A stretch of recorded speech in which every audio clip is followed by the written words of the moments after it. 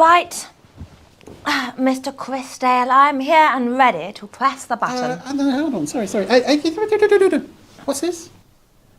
Oh, no, you see, because last week when you were on, you pressed the button and you got WAM Part 1. Yes? Which means that this week I have to watch Part 2. So there's really no need for you to be here to press the button today. Oh, right, I'll go. No. It seems a shame that you've come all this way and we don't have anything for you to do. Listen, there is a button on here that'll bring up a recap of last week's episode just to help our viewers catch up with the story. Unfortunately, I'm not sure which button that is. We've got several buttons on here, so if you want to just press one and see what happens, it might be the recap button, it might be something completely different. The trials and tribulations of the randomiser. Indeed, good luck. Right, that has lowered the colour. We don't want that, do we? No. Because we're now in black and white. Oh dear. So if you could undo that. Excellent, we're now back in colour. So obviously not that button. Maybe, I don't know, that one? Oh. Get on with it, you fools!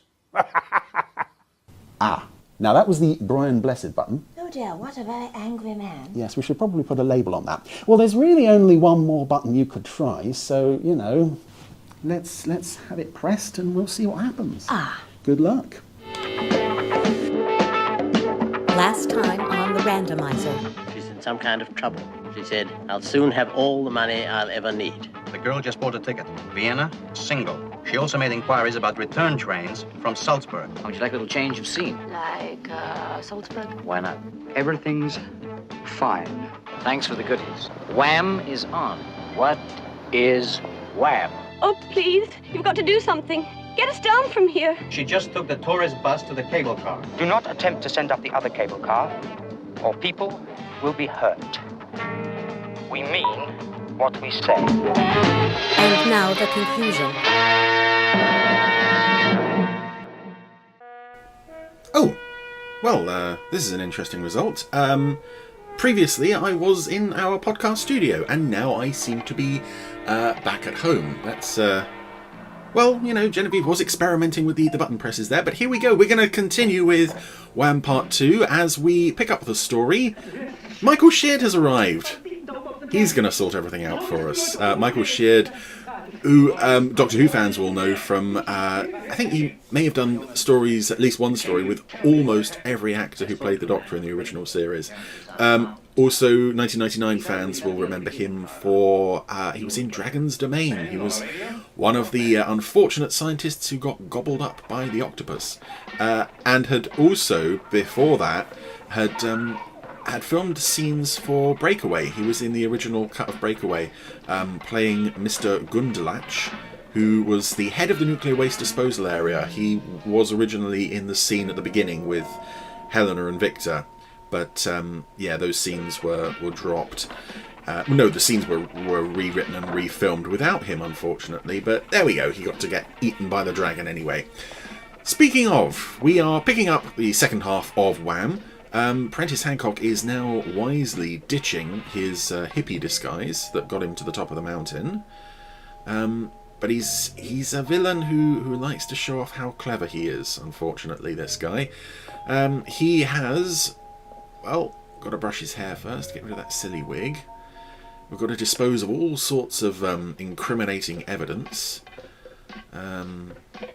But for now, we've got to pose as another ordinary holidaymaker.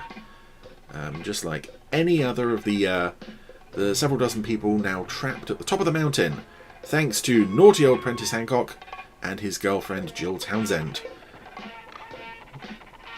And the funky music is still going, but I suspect it becomes less funky throughout the episode, as I recall. Indeed, you may have picked up on the fact that we've experienced technical difficulties, so I'm having to re-record WAM Part 2, which unfortunately... Oh yes, I'm going to check the bag. Yes, unfortunately, because I watched Part 1 and Part 2 back-to-back during that recording, I can't remember what I said in Part 2, and I can't remember what I said in Part 1 that I might not be duplicating now. I do remember saying during Part 1 that... just the way my life has gone, I seem to have seen Part 2 more often than Part 1. So I suspect the the protectors gods in the sky they heard that and decided to give me another shot at watching WAM Part 2. But if you have to watch a Protectors episode more than once in the same week, WAM is a good one to watch because it just looks lovely. I mean, look at that scenery. This is gorgeous scenery. I'd love to know more about the filming of this episode. How much time the crew spent up the mountain. Oh no. Ransom time.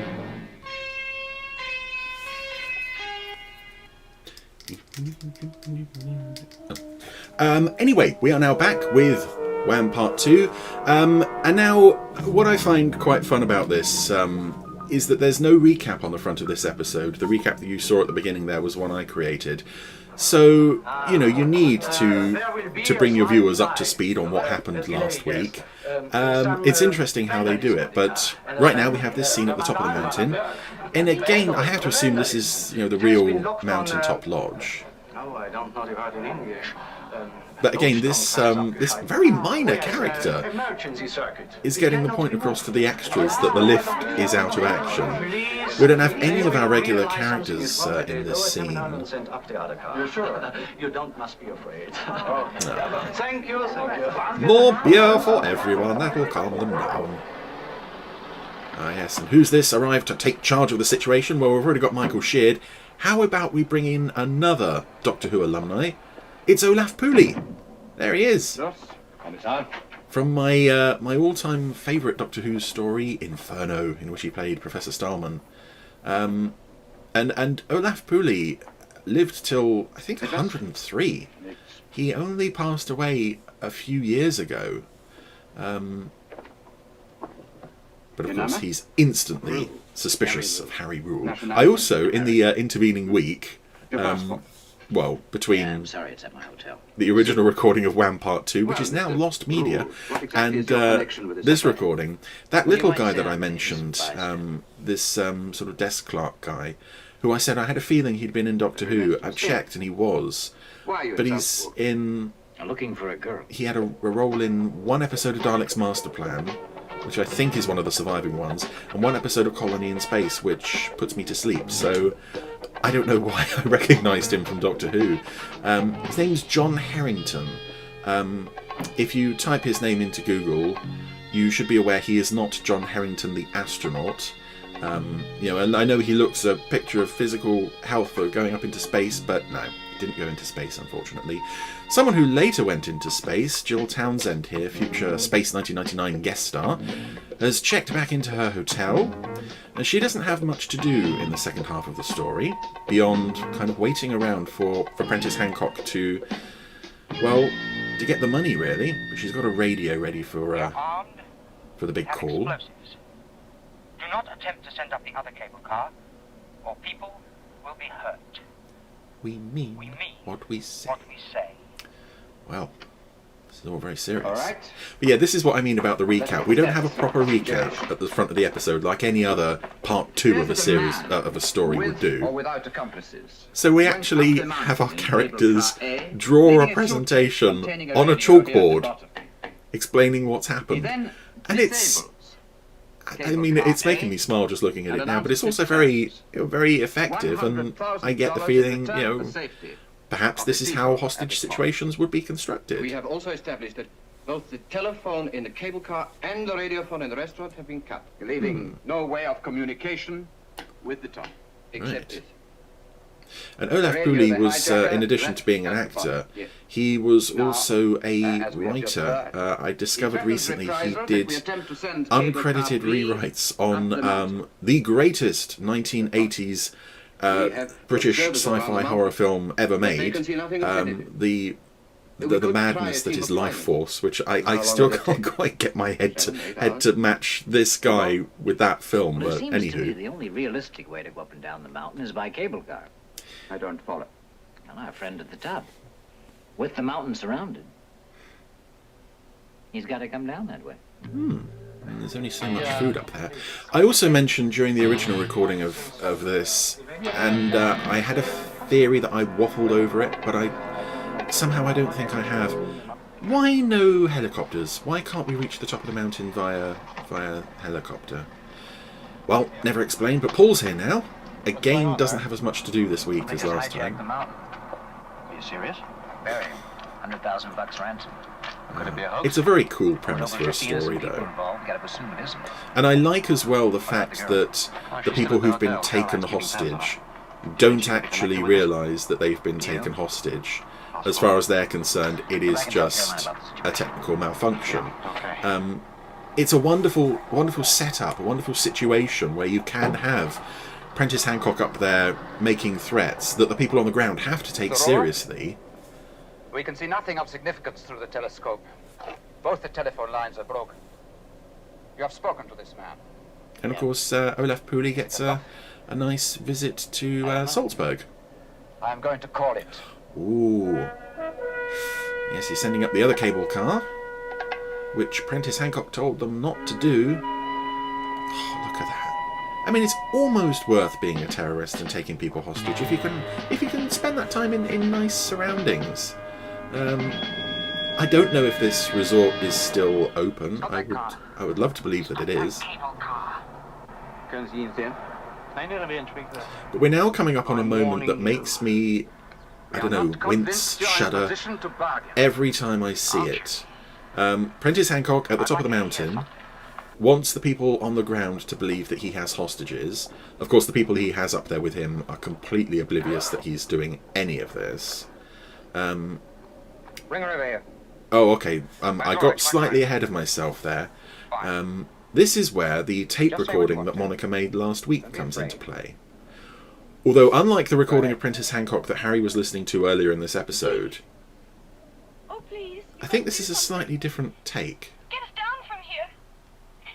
We're in a studio all of a sudden. Oh, please. Please.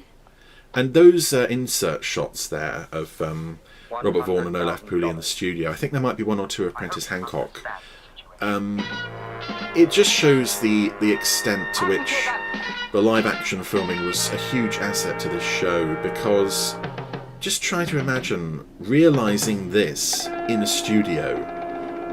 I don't think you realistically could, but it doesn't mean that a show made 5 years earlier wouldn't have tried. There's the insert shot of Apprentice, where something like The Baron might have tried to pull this off, and it would have just looked... Well, this looks what it is. It looks real. But here's the wincing moment that I mentioned. Just keep watching. So Prentice Hancock wants people to believe on the ground that he's got hostages and that he's about to potentially force a couple of them to jump. This coincides with a family near him posing for a photo on the very edge of a several thousand-foot drop. You want me to make them jump? And, yes, we've got a mother and a little girl who are against the barrier. And the dad makes the mother pick the girl up and sit her on the edge of the railing. And there is nothing behind them. You can see in the reverse angle shot, there is just a sheer drop. And I feel so tense every time the scene comes up. I mean, it's effective, in one sense, because the characters are convinced by this. No, we are convinced. It's a great coincidence for Prentice Hancock that the stupidest family in the world happened to be vacationing along with him. But oh my goodness, that shot of that little girl on the edge of the railing, it's like we need to do close-up shots of Robert Vaughan and Prentice Hancock and Olaf Pooley. We'll do those in the studio. Dangle a little girl over a precipice into infinity. No, we don't do that in the studio. Let's do that for real. Every time that just makes me feel so tense, because that so easily could have gone wrong. Attention. More attention. Meanwhile, Listen very carefully. as you say this on the This is how you will ones. make the payment. See, now that I'm doing this on video, I can't stop the recording and put that clip in there. So I have to do it myself. Was that even French accent? I don't know. Anywho. We've got the money for the It occurs ransom. to me that the hijacker must have an accomplice. Logical. Someone here below. Someone like That's you, obvious. Robert What's your Vaughan. point? Just how involved are you in this, Mr. Rule? Involved enough to give you a little advice. Forget about your antagonisms toward me and play it straight. Ooh. No tricks. No homing device in the case. I recognise some of the extras playing guards here as well. This would be a scene filmed in the studio, I'm presuming. I'm wondering, actually, if Michael Sheard actually got to go to Salzburg. It's obvious Olaf Pooley did, and the other regulars. And little man who is not an astronaut. But yeah... Poor Olaf Pooley, it's not his day. So let's run the money off to... Yes. Is that... I was wondering if that's Harry Fielder in the right-hand seat there. And then in subsequent shots on location... Yeah, it looks like a different actor. I mean, it might just have been the angle. It looked like Harry Fielder. But anywho, the policemen are throwing the suitcase containing the ransom out of a car over a bridge. And as the police car speeds away, who is there to pick up the case? It's Monica. And at this point, she's going to radio in and say that everything's fine. She's got the money. Yep, there's the signal. But at this point, I have to question the wisdom of this part of Prentice Hancock's plan, because, it's a lot of money he's managed to extort here. But he's engineered a situation where his partner in crime now has all the money, and he is stuck at the top of the mountain. For, presumably, he's not going to be coming down immediately, and when he gets to the bottom, there's going to be questions. I just find that, there's a huge potential for a double cross there of just the partner to say, actually, you know what, I've got at minimum 12 hours start on you, I'm off. But no, he's very trusting. I suppose we're meant to believe that they love each other, but I don't think that was ever really clearly defined. Meanwhile, as the hostages come down from the mountain resort on the cable car, some of them are finding things in their pockets that they didn't have before, like cameras and binoculars and things. Planted there by Prentice Hancock. Don't leave. In order to, well, as I said, he's a villain who likes to pretend that he's one step ahead of everybody else, and part of his amazing plan is not only has he planted evidence on several people around him, he's also left evidence deliberately on his own person. I think he's still carrying his wig, as if, because why would he want to make a getaway in this situation when he can stick around for several more hours to be interrogated? Yeah, this is the part of the story that I do find, as much as I do enjoy this story, and the location work is a huge asset for this one, but it does get a bit slow in this second half. This interrogation sequence goes on for quite a while, and really it's all down to the fact that Prentice Hancock just wants to prove that he's smarter than everyone else, which, mate, you've got... How much is in this suitcase? A lot. Let's say a lot. All that money is there. Go for the money. Don't do anything to draw attention to yourself this way. But no. Not only is he going to reveal that he's got a wig. Yes, that guy has a camera. I guess that guy has the beard. Prentice Hancock. I don't know how it got in my pocket. Now sporting a Scottish accent. Yes, he found a wig in his pocket, his hippie wig. I also like there's an interpreter lady next to him. And forgive me if this is a member of the crew or someone that one of you out there will recognise, but there's something about her that just screams cartoon character. She just, she almost doesn't look real. I know that's a horrible thing to say. All right, ladies and gentlemen, you are free to go, but do not leave the area. With the following exceptions. Ooh. John Dawson, Carl Weiss, William Arthur Mackay. William Arthur Mackay. Oh. George Hardy. Yes. Now, that was the mystery of part 1. What did the letters WAM stand for? Again, it's more evidence that Prentice Hancock is far too clever for his own good, because he's named his criminal heist enterprise after himself. We think we have completed the picture. 42 people went up in the cable car this morning. Mm-hmm. If we include the manager and his staff at the mountaintop, this makes a total of 48. And 48 have come down. Wearing silly hats. We have made a thorough search of the top. There is no one there, so our task has therefore been a process of elimination. And we have come to the conclusion the hijacker is in this room. And I Or it intend could to be one of find the him. pigeons. We're not sure. Lots of pigeons up there. I did like that. So now Monica is, I think, she's now arrived at their rendezvous place, which is we'll later discover is a nice house. And she's burning what looks like, what I'm assuming is like travel leaflets or something. I'm not sure what the point of that scene was, other than to establish that some time has passed and it is now night time. And Prentice Hancock, unlike the other suspects, is not completing his statement. He's doodling. And I want something to eat. And how's about a drink? And I've heard some people talk about this episode and sort of mock this accent that Prentice Hancock is doing here. You stay, Mr. Mackay. You are first. The thing is, he is actually Scottish, or he was born in Glasgow, as Mackay will later claim in his Scottish persona.